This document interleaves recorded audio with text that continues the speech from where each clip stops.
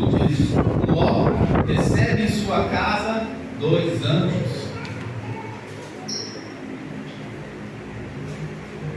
Todos encontraram? Ao anoitecer, os 2 anjos chegaram a Sodoma. Ló estava sentado junto ao portão da cidade. Quando viu os anjos, levantou-se e, indo ao encontro deles, prostrou-se com o rosto em terra e lhes disse: Por favor, meus senhores, venham para a casa deste servo de vocês. Poderão passar a noite, lavar os pés, levantar-se de madrugada e seguir o seu caminho. Mas eles responderam: Não, passaremos a noite na praça. Ló insistiu, tanto que eles foram e entraram na casa dele, e deu-lhes um banquete, fez assar uns pães sem fermento, e eles comeram. A igreja pode se assentar.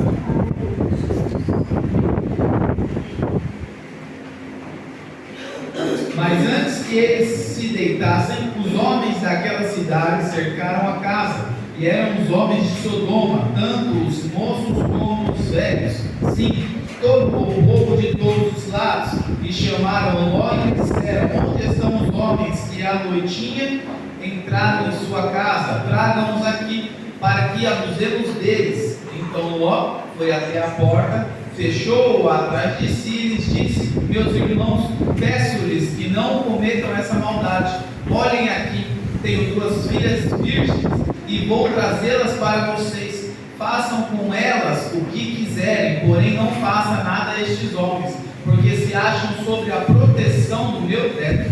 E eles, porém, disseram: Sai daí. E acrescentaram: Ele é estrangeiro, veio morar entre nós e pretende ser juiz em tudo.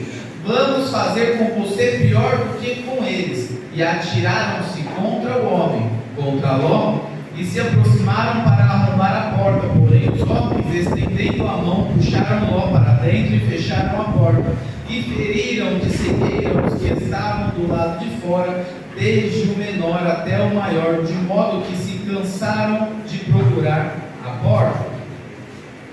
Acho que todos conhecem essa história de Ló, morador de Sodoma, sobrinho de Abraão, daquele que carrega a promessa.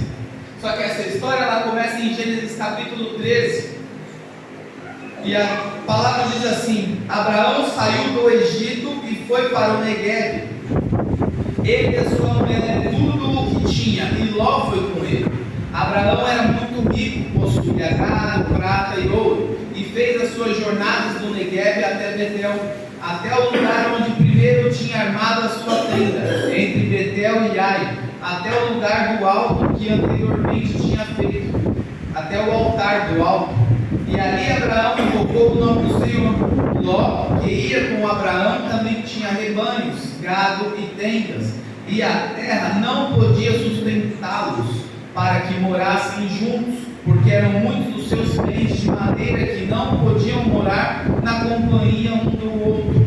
Houve desentendimento entre os pastores do gado de Abraão e os pastores do gado de Ló. Neste tempo, os cananeus e os ferezeus habitavam na terra. Todos se recordam dessa história. Neste momento é onde Abraão fala para Ló: Ló, a gente não pode ficar brigando. A gente é parente, a gente é íntimo, a gente é amigo. Faz o seguinte: olha para onde você quiser e vai para o seu lado, que eu vou para o lado inverso. Aqui o Senhor já demonstra que para aquele que Ele faz a promessa, não importa para o lado que você olhe, se a promessa está contigo e você nela, você vai prosperar. A grande questão é que de uma viagem vinda do Egito, com grandes riquezas, maravilhas, monumentos, majestades, Ló olha para o lado, para a parte montanhosa, avista um terreno muito agradável e segue para lá. Abraão, o possuidor da promessa, vai para o outro. Abraão vai para o deserto. Mas o que só Deus vê e ninguém vê é que Abraão carregava a promessa. Ló carregava o olho humano, que é o que muitas vezes nos engana. Eles acabaram de sair do Egito. Ló vai para uma cidade chamada Sodoma. Cidade essa bonita, rica, de pessoas interessantes. E Ló habita lá. A palavra vai dizer que no meio do caminho, Abraão teve um encontro com o Senhor e os dois anjos que daqui a pouco vão chegar em Sodoma. Só que este encontro, Abraão, ele oferece uma oferta ao Senhor. O Senhor se assenta e come com ele. E Abraão fala para ele: Senhor, o Senhor vai mesmo destruir aquela cidade? Mas se houver 50 justos lá, o Senhor confirma para Abraão: se houver 50 justos lá, eu não destruirei. Mas Senhor, e se houver 40? Também não vou quebrar nada. 30? 20? Mas se só houver 5? E o Senhor diz: eu também não os destruirei, por amor aos 5. A palavra do Senhor vai dizer que enquanto o Senhor estava se despedindo de Abraão, os anjos já estavam a caminho de Sodoma. É onde nós lemos no capítulo 19. Os dois anjos entram em Sodoma e falam para Ló o quê? Vamos ficar na praça. E é aqui que mora o X da questão. Antes da gente olhar para a cidade de Sodoma, nós temos que entender o contexto da cidade de Sodoma. No capítulo de Gênesis, a palavra vai dizer que Sodoma era uma cidade tão rica quanto o Egito, tão bonita quanto o Egito. De onde eles acabaram de vir? Quem não gostaria de ir para lá? A questão é que os anjos, quando eles entram, eles só entram eles um com o outro e dizem: vamos ficar na praça. Só que quem fica na praça é quem tem dinheiro? Não. Quem fica na praça é quem tem bagagem? Não. Quem fica na praça é quem tem sobrenome? Não. Quem fica na praça é pobre e necessitado. É assim que aqueles anjos foram vistos em Sodoma. A grande questão é que quando se olha para Sodoma, se pensa apenas na sodomia. Arte muito peculiar, que não se deve ser praticada, mas que foi atribuída 600 anos depois. E o problema não era, naquele momento, na cidade de Sodoma, a sodomia. Naquele momento, o problema era dois mendigos que iriam ficar na praça da cidade. E Ló, muito hospitaleiro, conhecedor do Senhor, porque andava com Abraão, fala para eles o seguinte: repousem em minha casa, como de costume todo hebreu fazia. Era hospitaleiro, sustentava o próximo, cuidava dos necessitados. Estava no mandamento: cuide das viúvas, dos órfãos. Mesmo que os mandamentos vão vir depois, eles já conheciam o Senhor, já havia caridade naqueles corações. Por isso que o Senhor ele faz a promessa para Abraão, e Abraão instrui muito bem instruído o seu sobrinho Ló. A palavra vai dizer que Ló, quando ele coloca esses dois homens para dentro, os homens da cidade não gostam e vão lá bater na porta dele. Naquele momento, aqueles homens vão falar o quê? Traga para fora os dois homens que você hospedou, que nós o ajudaremos. Era por quesito de sodomia? Era por quesito de safadeza? Não. Era por quesito de humilhação. Nós não queremos que esses dois mendigos fiquem na nossa cidade rica, maravilhosa. Traga eles para fora que nós os humilharemos. Era isso que eles queriam. Se abaster dele, humilhá-los, porque aqui não é lugar para mendigo. Sabe quando você tem muito? Que o cara fala para você: deixa eu dar uma moeda. Você fala: hoje eu não tenho não. Mas enquanto isso você está indo no mercado gastar 500 reais com a sua família. Fala: sai para lá, você está fedido. Sai para lá, você está sujo. Sai para lá, eu não vou com a sua cara. Fecha o vidro, ele vai derrubar. São as frases que nós utilizamos atualmente. Difícil difícil é um cristão abraçar um morador de rua e falar: entra aqui, vamos tomar um banho, vamos fazer a barba, vamos cortar o cabelo, já comeu hoje? Os homens de Sodoma não queriam aquilo poluindo o visual da sua cidade, não queriam aqueles estragando a praça. Historiadores vão mostrar que muitas das vezes a gente pode enxergar até a Sodoma como uma cidade conservadora.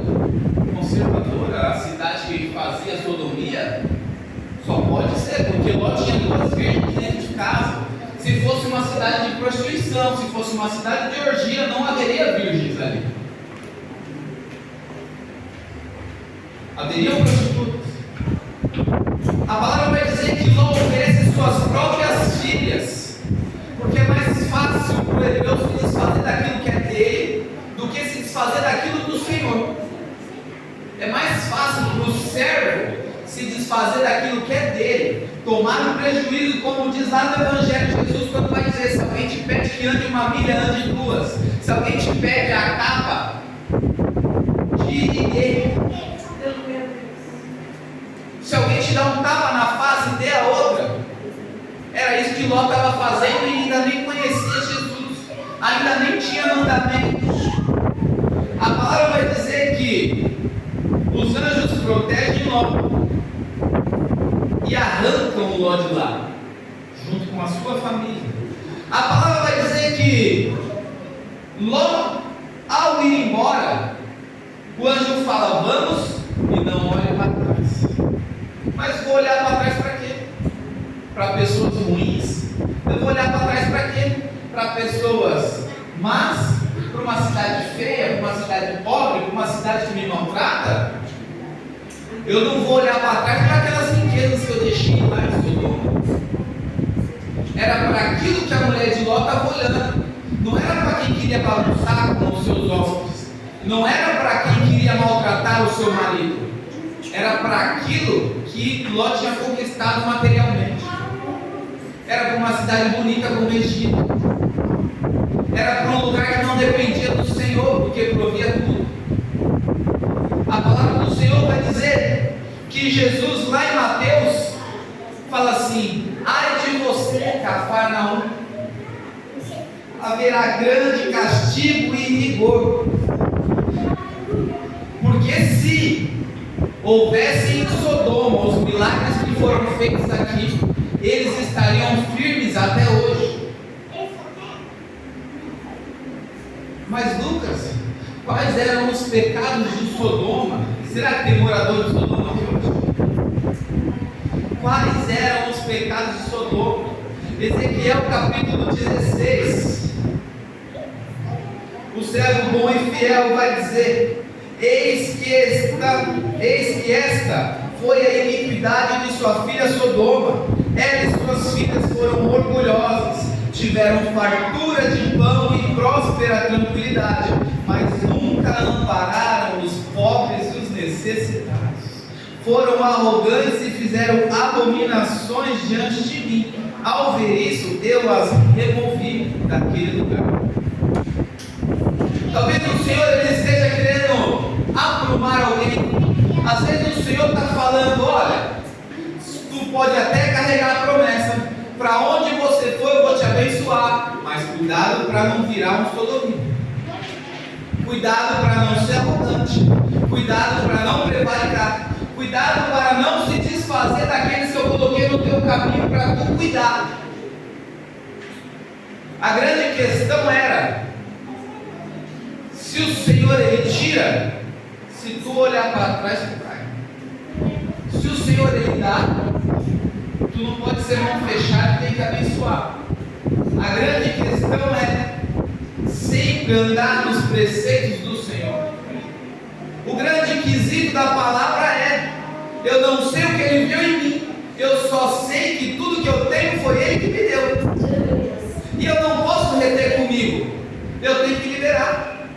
A palavra do Senhor vai dizer que Elias, ao prosperar na vida da mulher do azeite, ele manda encher os vasos que ela retém com os vizinhos, e ao encher os vasos, o azeite não acaba, e ela vai passando o vaso, e vai passando o vaso.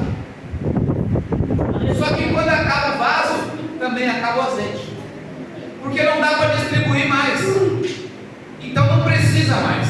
Agora, se você passa o azeite em diante, o azeite continua fluindo. É o Senhor dizendo para você: enquanto eu te encho, você enche o próximo. Enquanto eu te encho, você vai distribuindo. O azeite que vai queimar em você vai queimar no próximo. Eu vou agir em você e vou agir no próximo. Alguém vai poder olhar para você futuramente e vai falar: eu não sei o que ele viu em mim, mas tudo que eu tenho foi ele que me deu. Glória a Deus. Eu não sei para que eu sirvo, se não for para servir a Ele. Que adianta ter tudo isso e agora não tenho família mais? A mulher de Ló olhou para trás, pereceu. As filhas de Ló olharam para trás tempos depois, porque não havia mais com quem se casar. Cometeram iniquidade que talvez tivessem aprendido em Sodoma, se deitaram no próprio, se tornaram famílias iníquas na presença do Senhor. Pagaram preço por isso, desonraram seu pai. Enquanto isso, Abraão, por ser perseverante, mesmo no deserto, continua prosperando. Enquanto isso, o Senhor mantém a promessa de Abraão e diz para Abraão: quem te abençoar, eu te abençoo, e quem te amaldiçoar, eu te amaldiçoo. O Senhor, ao tirar Ló de Sodoma, estava cumprindo mais uma promessa para Abraão: se haver justo lá, eu não quero o justo, eu salvo o justo. Ló só pereceu porque a sua família olhou para trás. Ló só pereceu porque os seus olhos olharam para aquilo que brilhava como Egito. Ló só pereceu porque preferiu se separar do que consertar a intriga que tinha com os pastores de Abraão. E aqui é um outro ponto de partida, porque eu só tenho intriga entre os pastores porque não há um entendimento entre eles. A grande questão não é o seu lugar na mesa, é a mesa. Não, é o lugar que a mesa ocupa no seu coração. O problema não é o nosso lugar na mesa, é o lugar que a mesa ocupa no nosso coração. Judas estava ao lado de Jesus, mas ainda era Judas. Os outros discípulos talvez que estivessem na ponta, eu não sei em qual posição Pedro estava, mas Pedro estava lá, e não era do lado, porque de um lado era Judas, do outro era João. Então o problema não é o nosso lugar na mesa, é o lugar que a mesa ocupa nos nossos corações. O problema não é ter, é se abster do mandamento do Senhor. O problema não é conquistar, é endurecer o vosso coração e não contribuir. O problema não é ter o azeite, é não derramar na vasilha dos vizinhos.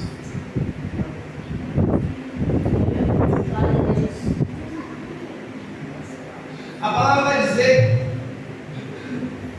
que o azeite ele derrama tanto, mas não é nas vasilhas que ela tinha em casa, era nas vasilhas dos vizinhos. E quando se não havia mais vizinhos, já não se havia mais vasilhas. A palavra vai nos mostrar que o Senhor ele tem grandes coisas e grandes promessas para cumprir na nossa vida. E como início de ano, todos gostamos de novidades, gostamos de promessas, gostamos de prosperidade, queremos provas, mas às vezes o Senhor permite a prova para provar o nosso coração. Às vezes o Senhor Ele nos abençoa e no meio da bênção Ele nos manda abençoar e nós não queremos. Esse ano é um ano de mudança, eu creio nisso. É um ano de diferença, porque o Senhor, quando Ele avisa, quando Ele trata, quando Ele corrige, a palavra vai dizer que é porque Ele ama. E Ele amava tanto que Ele cumpriu promessas que fez para Abraão. Ele cuidou de Ló. Ele tirou Ló de lá. E ainda diz no Evangelho de Mateus que restaurará a cidade de Sodoma e os seus moradores quando se corrigirem. Mas Lucas, a cidade não foi destruída. Mas quem sou eu para olhar de um Deus que faz o que não existe, que prova o que não era prova, que brota do deserto, que faz a água sair da rocha, que faz o pão cair do céu? Se Ele quiser fazer na tua vida onde todo mundo falou que não ia ter mais, Ele vai fazer. Se Ele quiser arrancar da tua vida onde todo mundo diz que ninguém te derruba mais, Ele vai arrancar. Lucas, o que eu faço então para não sair dos preceitos do Senhor? Segue os mandamentos. Ama ao Senhor teu Deus acima de todas as coisas e ame ao teu próximo como a ti mesmo. Amém? Eu agradeço a oportunidade.